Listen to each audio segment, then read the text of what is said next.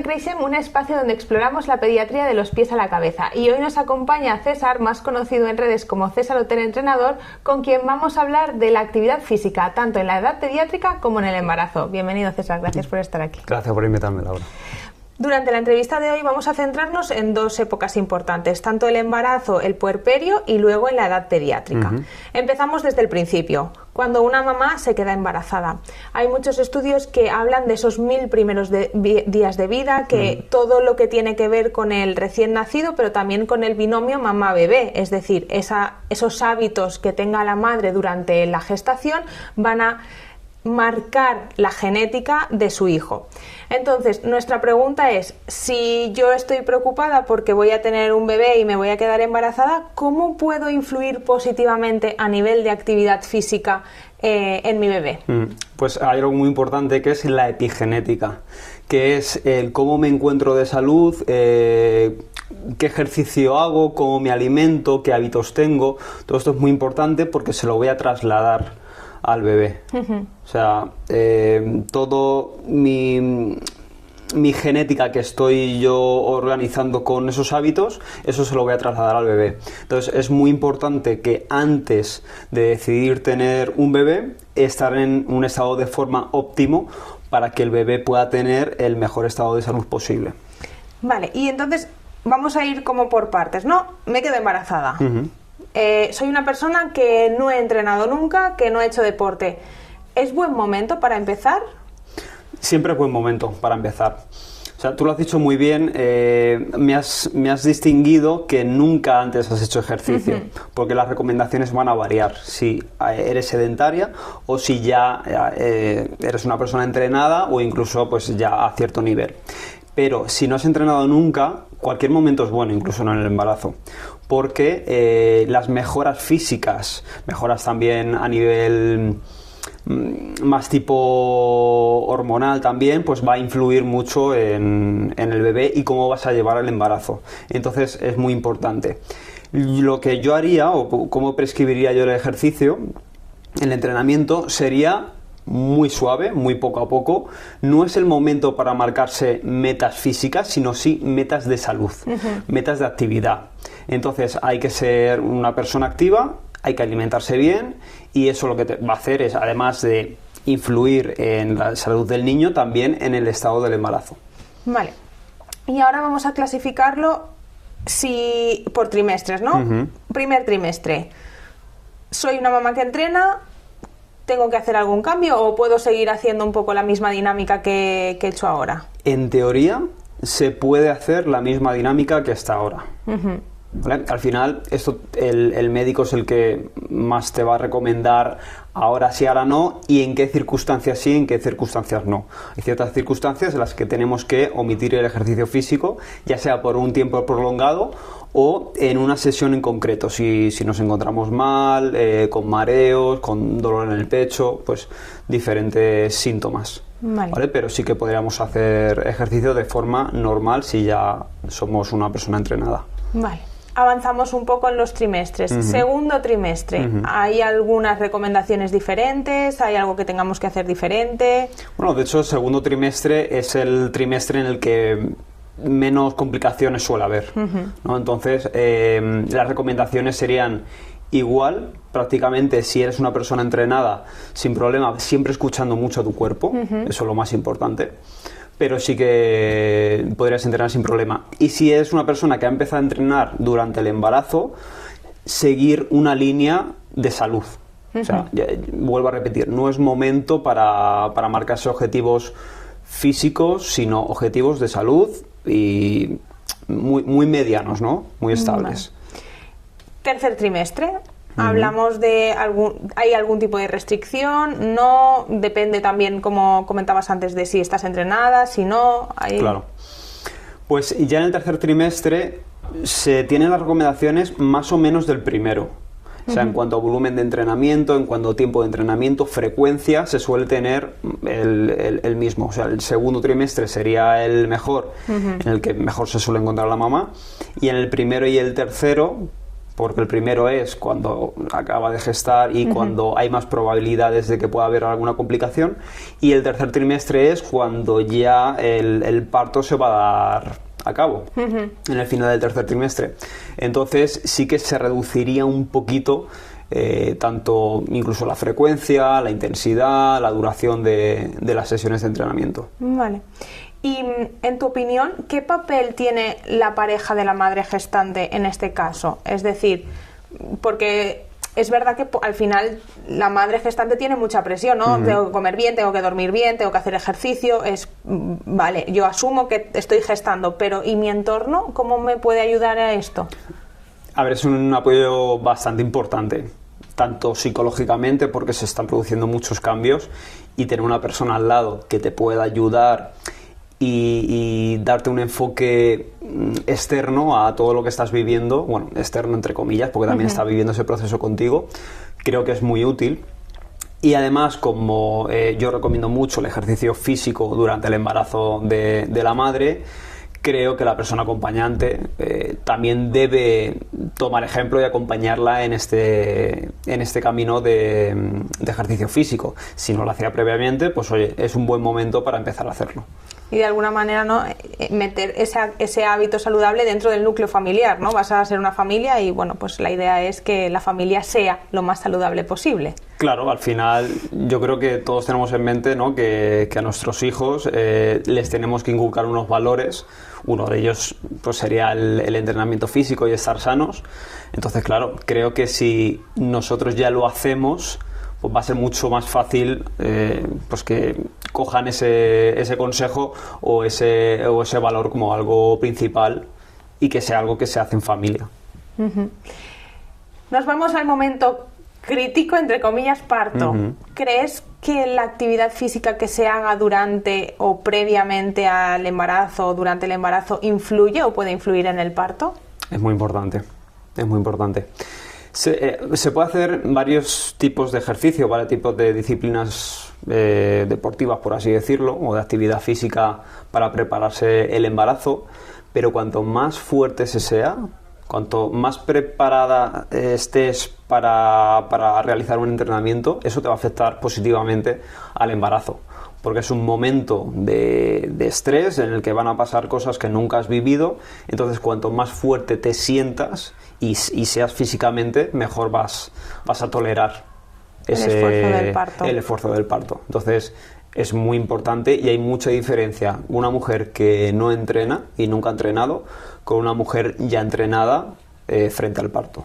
Vale, y ahora, siguiendo el orden cronológico, pasamos a posparto. Ya ha nacido el bebé, lo tenemos en casa, esos primeros días que, bueno, son de adaptación y quizá pues tenemos que estar en casa y ya está. Vale, una vez ya volvemos a nuestro día a día, ya tenemos mejor movilidad, ¿cómo tenemos que seguir nuestra actividad física? ¿Cómo la tenemos que retomar? Sobre todo antes, se recomendaba varias semanas antes de volver a realizar la actividad física.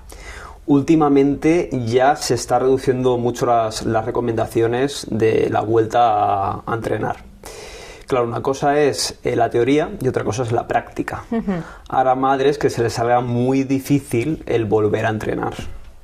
Entonces, sí que se está viendo últimamente que la madre puede volver incluso a los días después de parir, pero luego falta ver la forma práctica de llevarlo a cabo. Y luego también mucho escuchar nuestro cuerpo. O sea, obviamente hacer ciertos ejercicios que no nos suponga mucho estrés en zona de la cadera, en ciertas zonas que se han podido ver afectadas por el parto. Entonces, tener mucha cabeza de qué se puede hacer y qué no se puede hacer, y luego mucho escuchar a nuestro cuerpo. Vale. Muy bien, y volvemos un poco a la familia, ¿no?, que al final es donde queremos poner el foco. ¿Cómo puede la pareja ayudar a este proceso o a el ir volviendo a incorporar la actividad física? ¿Podría ser en modo paseo? ¿Podría ser en modo hacer alguna actividad un poco más suave? ¿Qué podríamos hacer? Claro, yo recomiendo siempre de menos a más, siempre. Obviamente, pues puedes empezar con unas caminatas y poquito a poco, pues introduciendo algo de actividad física. Se recomienda mucho, pues la natación, se recomienda el pilates, muy importante el trabajo del suelo pélvico mediante hipopresivos, mediante las técnicas Kegel. Entonces, pues esto lo considero vital, y luego también el entrenamiento de fuerza, por supuesto. Como digo, quizá hay ciertas zonas en las que no debamos trabajar al principio porque nos va a resultar cómodo por todo lo que ha sido el parto, pero otras zonas corporales que no se han visto muy afectadas y que se pueden entrenar sin problema. Vale, pues vamos a pasar a los niños. La Organización Mundial de la Salud recomienda que los niños hagan una actividad física de 1 hora diaria, incluyendo 3 días de actividad física que fortalezca los músculos y los huesos. Pero teníamos esa idea de que la actividad física de fuerza estaba contraindicada en los niños. ¿Esto es verdad? Hay mucho mito. Sí que se ha dicho durante mucho tiempo que los niños no pueden entrenar, que si entrenas te quedas bajito y no creces. Y esto se ha visto, cada vez más se está viendo que esto no es verdad. Entonces, es importante que el niño trabaje fuerza. De hecho, pues han salido varios estudios, varios metaanálisis incluso, que se han confirmado que de hecho es bueno para el crecimiento del niño. Obviamente hay que tener cuidado de cómo se realiza. Y según la edad del niño, pues se realizará más de una forma o más de otra. Vale, pues al hilo de lo que has dicho, vamos a organizarlo por edades, ¿no? Vale. Vamos a poner de los 2, para contar que ya tienen una marcha solos y que ya pues se mueven de forma autónoma. De 2 a 5 años, ¿cómo introduciríamos la actividad física de fuerza en este grupo de edad? Vale, seguramente cuando hablamos de entrenamiento de fuerza, la mayoría de personas piensa en lo que se hace en un gimnasio. Levantar pesas, esto es trabajo de fuerza, pero también trabajo de fuerza es hacer la carretilla, subirte a un compañero, a un niño a espaldas, saltar de forma explosiva. Todo esto es trabajo de fuerza. Entonces hay que tenerlo muy en cuenta para cómo adaptarlo a un niño. Cuando un niño tiene de 2 a 5 años, muchas veces no quiere seguir reglas y lo que quiere es moverse libremente. Entonces sí que sería interesante introducir ese trabajo de fuerza mediante juegos. Pues oye, vamos a probar a hacer este tipo de juego en el que salto o en el que tengo que trepar por unas barras, bueno, siempre con cuidado, obviamente, o en el que ahora cojo algo de peso y lo tengo que llevar de un sitio a otro corriendo, ese tipo de cosas. Siempre con mucho cuidado. Al final esto no deja de ser un entrenamiento en el que obviamente se va a hacer mejor con un profesional. Vale. Bueno, pues avanzamos, ¿no? De los 5 a los 10. Digamos que esa época en la que los niños todavía son niños. Ahí, si hay alguien que realiza algún deporte en concreto y quiere fortalecer, ¿ahí ya se podría incluir algún entrenamiento reglado? Sí, ahí ya se podría incluir. Cuanto más crece el niño, pues más se interesa por deportes reglados, con un objetivo y con unas reglas.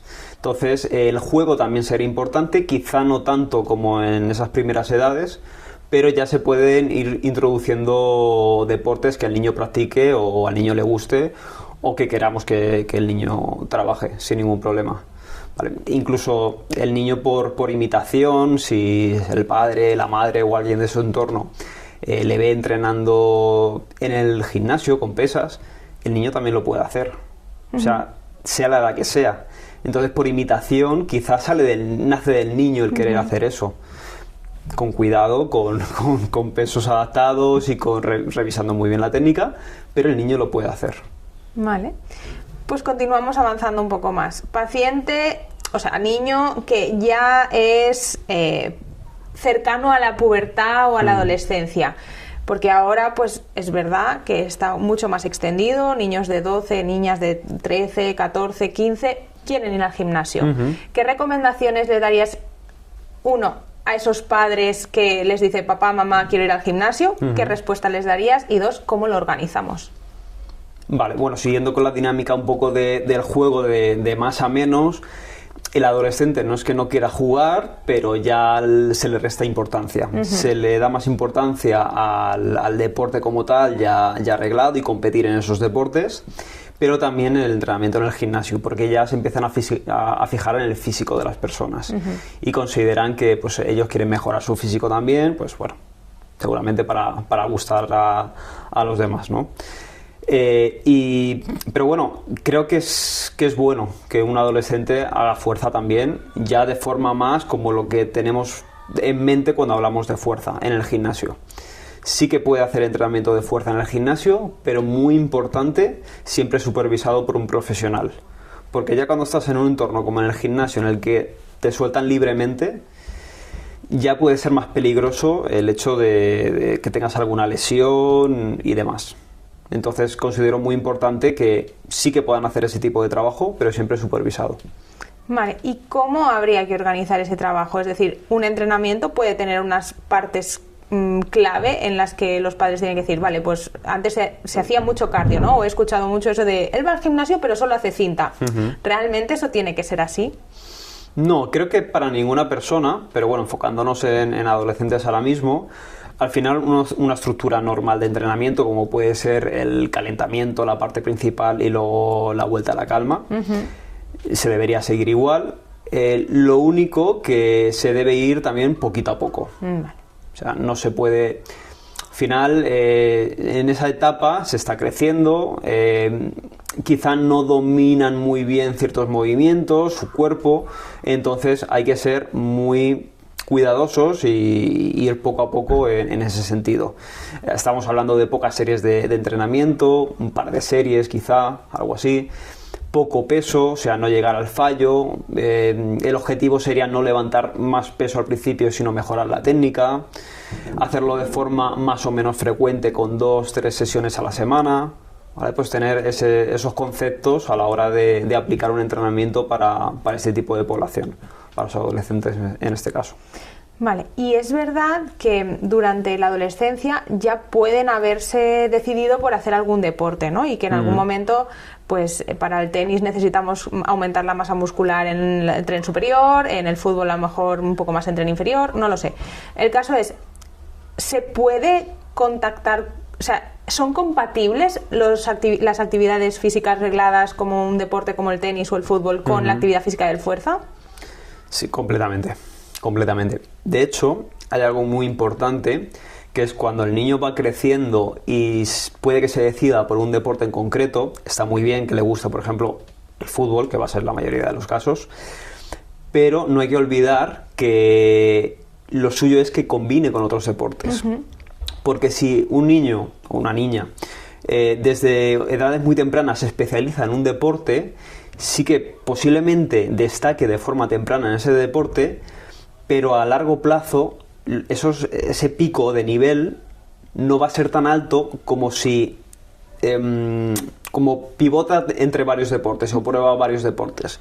Va a adquirir unas competencias mucho más globales que le va a proporcionar a largo plazo que sea un mejor deportista en un deporte en concreto. Entonces tu sugerencia es, cuando son pequeños, apuntarlos a diferentes deportes. Exacto, apuntarlos a diferentes deportes, o los padres o el entorno familiar, intentar que no solo hagan como en el ejemplo del fútbol, sino que hagan diferentes deportes, a poder ser un poco diferentes. Por ejemplo, fútbol, pues trabajas más los pies, en baloncesto las manos, y por ejemplo, pues lo podemos combinar con tenis, que agarras una raqueta que es un implemento externo. ¿Vale? Podría ser una buena combinación. Pero bueno, podemos estar hablando también de artes marciales, de un montón de deportes. Vale. ¿Cómo? Porque hay veces que, especialmente en aquellos niños o niñas que sufren obesidad infantil, puede ser muy difícil llegar a que les guste un deporte, por todo lo que conlleva, porque al final, pues de alguna manera te dejan, no eres el favorito, ¿no? Y por tu condición, pues probablemente se dificulte. Se ha visto que en este tipo de niños va muy bien la actividad física de fuerza. Sí. ¿Qué consejo le darías a esas familias que dicen, mi hijo no quiere hacer deporte, sé que lo necesita, pero podrían empezar por aquí? ¿Cómo les dirías, oye, hay que empezar porque de verdad funciona, no funciona? ¿Se adaptan bien a este tipo de deportes? Funciona, por supuesto que funciona, y tiene una parte positiva, porque es muy individual. Como tú has dicho, posiblemente por su estado físico, cuando llega la hora del recreo o cuando tienen que elegir a jugadores para un equipo, pues posiblemente no sean los primeros a los que eligen. Entonces, lo bueno que tiene el entrenamiento de fuerza o entrenamiento en el gimnasio es que puedes hacerlo de forma individual y a tu ritmo. Creo que es algo muy importante cuando a una persona le cuesta hacer actividad física y cuando le cuesta seguir el ritmo de otras personas. Entonces creo que es muy importante y creo que es una oportunidad que está bastante bien el hecho de poder hacerlo a tu ritmo y de forma individual. Eso no quiere decir que tengas un apoyo detrás de qué es lo que tienes que hacer, cómo lo tienes que hacer y de qué manera. Y a nivel familiar, ¿cómo animarías a esas familias que quizás no hacen nada de deporte a que empezaran a hacer algo? ¿Por dónde tengo que empezar? Pues primero entrenamiento en un gimnasio, que es lo más normal.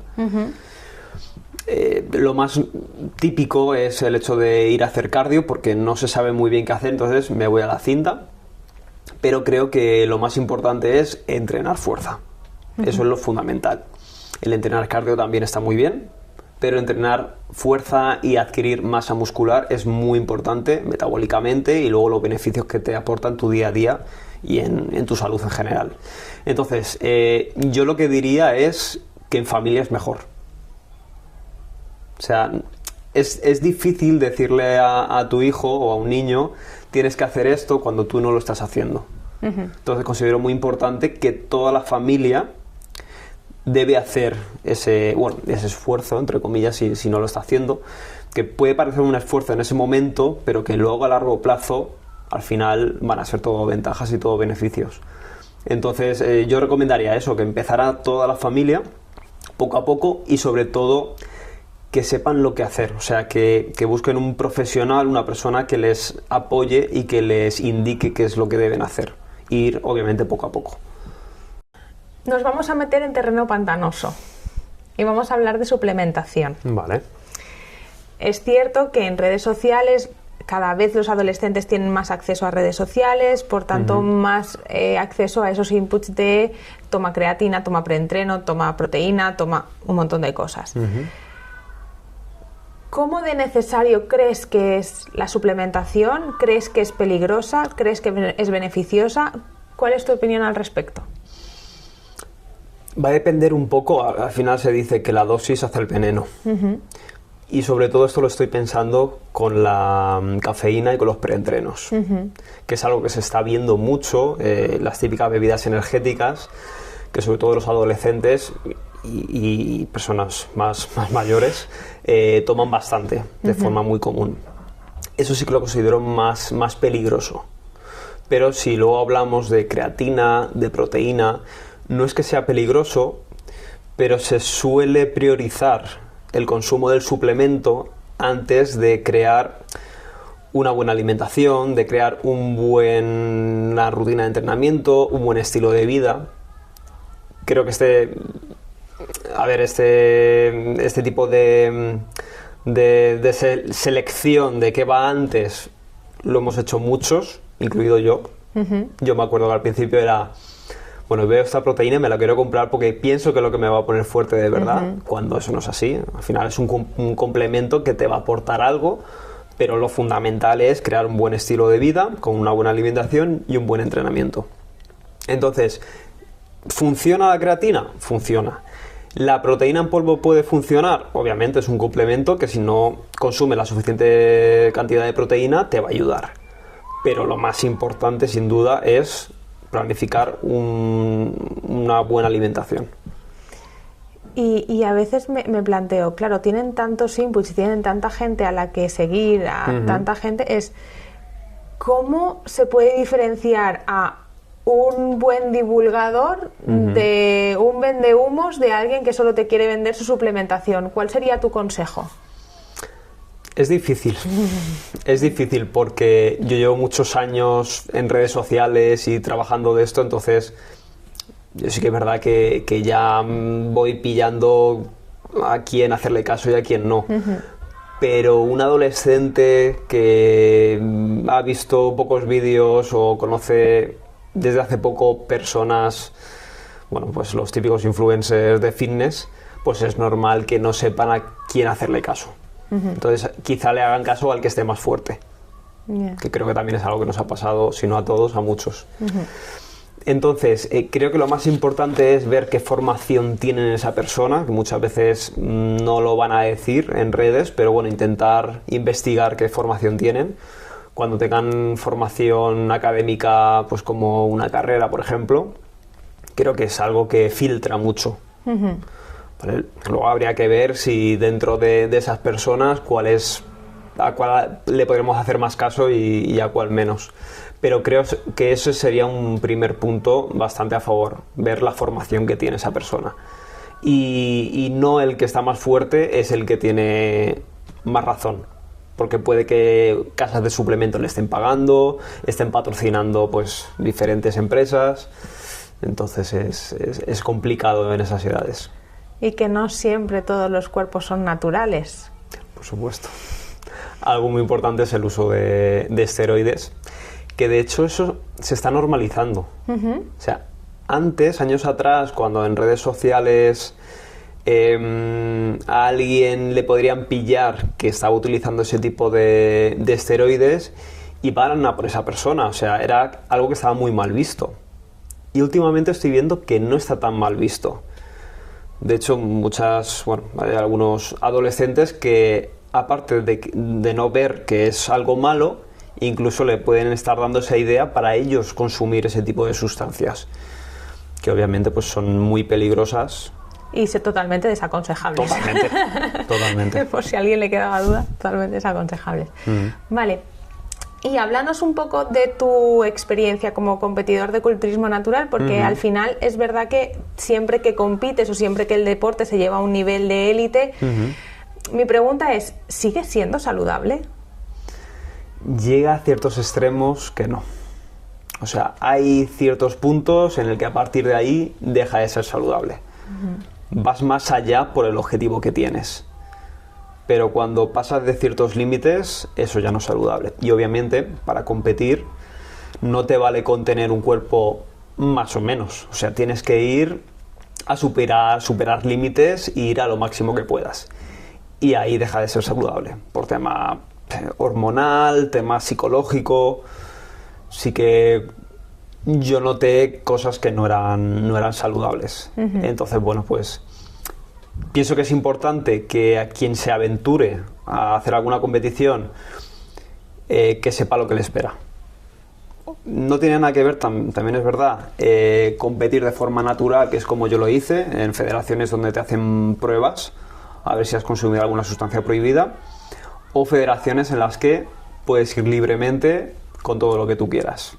Obviamente es mucho más perjudicial el hecho de consumir sustancias, pero el ir de forma natural, pues superar límites no es bueno.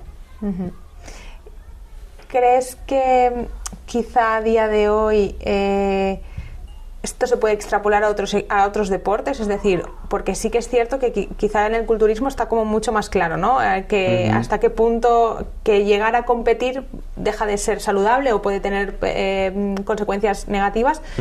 ¿Crees que esto se extrapola a otros deportes? ¿Crees que el futbolista de alto nivel deja de ser saludable? ¿Que el ciclista de alto nivel deja de ser saludable? Es decir, ¿hasta qué punto tenemos que apretar a nuestros hijos cuando quieren ser deportistas de élite?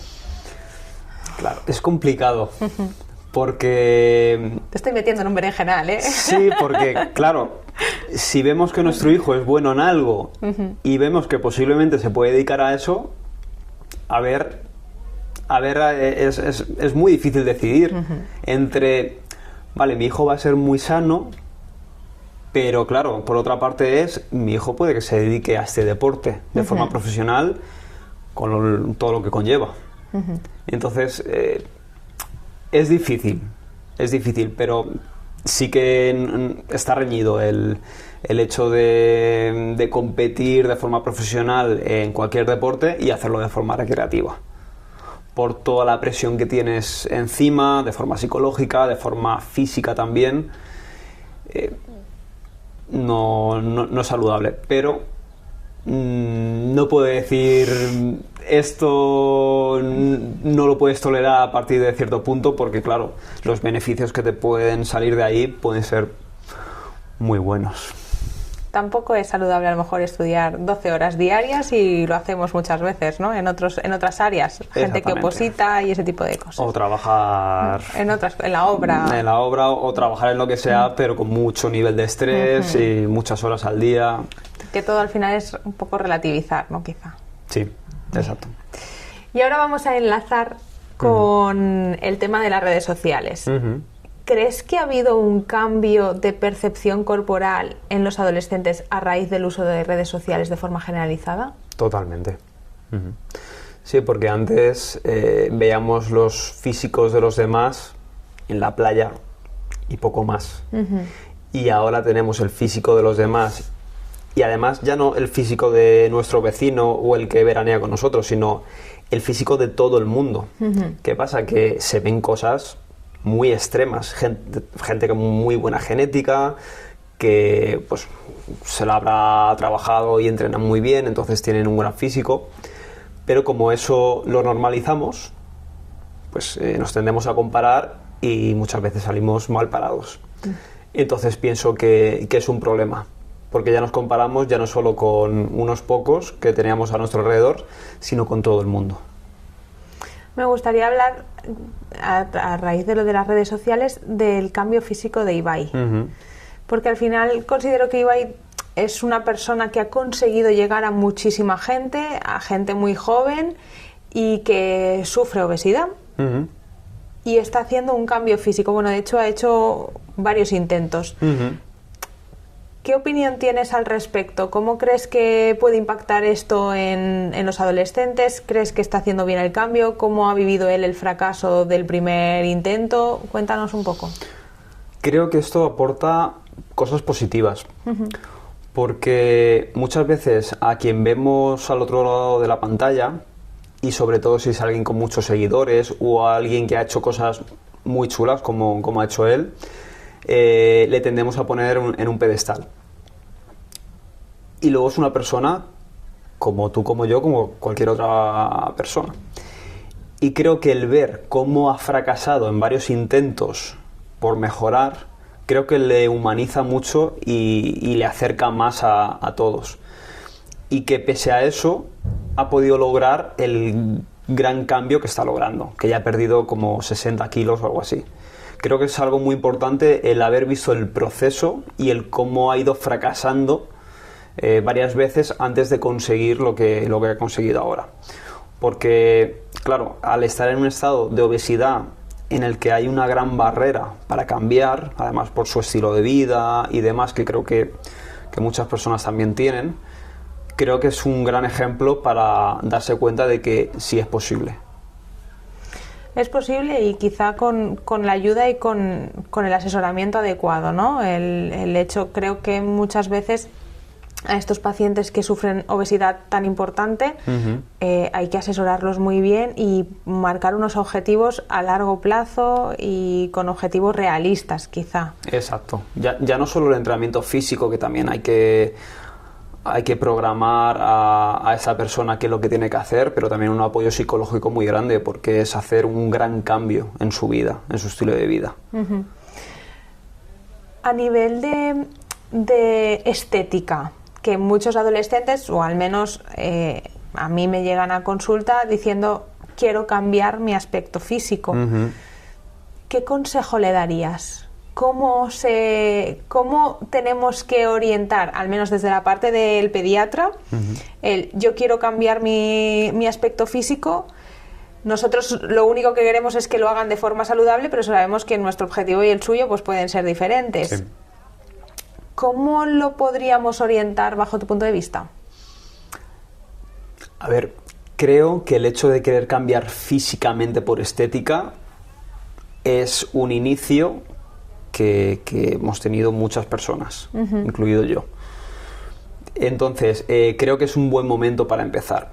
Pero también creo que en el proceso de ese cambio te vas dando cuenta que ya no es solo por un motivo estético, sino que te forma como persona, te hace darte cuenta que te puedes ir superando y logrando ciertas cosas que ni siquiera pensabas que eras capaz de hacer. Entonces, creo que la propia persona, conforme va avanzando en este proceso de cambio físico, se va dando cuenta. Y luego también, pues, en momentos de, oye, pues no estoy consiguiendo todo lo que estoy queriendo, el hecho de, oye, esto es algo a largo plazo. Esto no se consigue de la noche a la mañana. Hay personas que lo conseguirán más rápido, otras más lento, pero conlleva un esfuerzo. Y hay ciertos momentos de estancamiento y ciertos momentos en los que va todo cuesta abajo. O sea, hay momentos de todo. Pero creo que es importante el decirle a la persona que tenga estos puntos de crisis dentro del cambio físico, de decir, esto es normal que pase y va a pasar otra vez. Creo que es lo más importante. Y yo creo que un poco para cerrar ya la entrevista, ¿qué consejo le darías a cualquier persona que hablara contigo sobre incorporar o no actividad física en su día a día? ¿Qué beneficios va a obtener? ¿Por qué lo debería de hacer? ¿Por qué no? ¿Cuáles son los objetivos esperables? ¿Cómo encuentran esa motivación para el cambio? A ver, yo siempre lo recomendaría, sí o sí. Obviamente se va a adaptar según el contexto de la persona, pero creo que es algo fundamental a la hora de crear hábitos. Creo que es algo fundamental por cómo beneficia nuestra salud, en cómo nos sentimos, que no nos cansamos tanto, que nos notamos más fuertes, que no nos duele tanto la espalda u otras partes del cuerpo. La espalda es algo que suele molestar bastante. Entonces, creo que todos son ventajas. El cómo te vas a ver físicamente también, tu relación al final con la comida también puede cambiar mucho, porque te vas a querer alimentar mejor para mejorar también mejor físicamente, más consumo de proteína, quizá menos de ultraprocesados. Al final todos son ventajas, o sea, podría sacar una lista inmensa con cada uno de los beneficios de hacer actividad física de fuerza, que es en lo que más me especializo. Creo que es interminable la lista. Muy bien, pues nada, muchas gracias por venir y nos vemos pronto.